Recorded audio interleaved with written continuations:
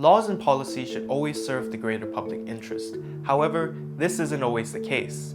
Oftentimes, laws, policies, or regulations are shaped and designed intentionally or indirectly by individuals to serve a small group of people.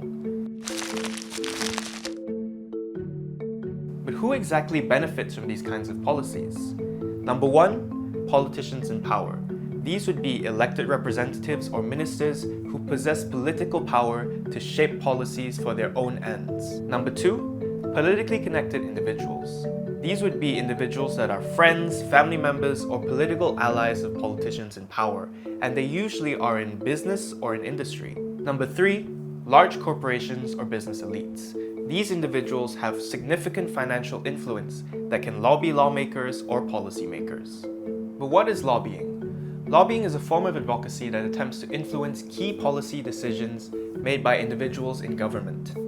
Lobbying involves attempting to have an individual support or be against a specific legislation, policy, or regulation. This is done by directly contacting policymakers or lawmakers to get them to support a particular agenda.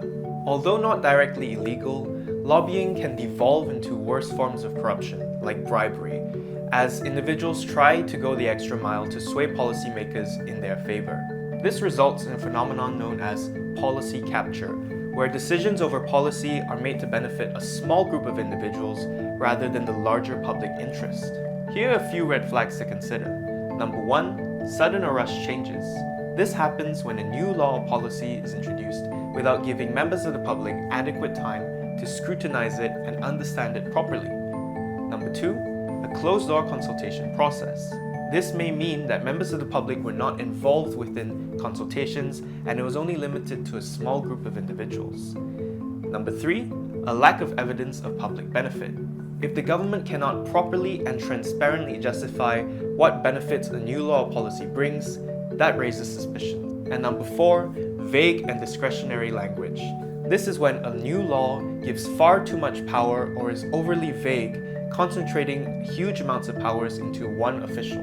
That's why when a new law or policy is introduced, it's important to ask who benefits from this, how is the decision made, and what benefit does it bring to the public. This is a clear-cut example of a new law that only benefits the politicians in power at the expense of the rest of the country.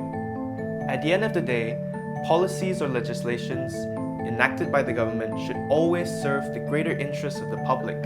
When policies or legislations only serve a few individuals, this comes at the expense of ordinary citizens as they're denied access to opportunities. Over time, this practice ensures that wealth, resources, and influence is concentrated in the hands of a few individuals, further entrenching inequalities.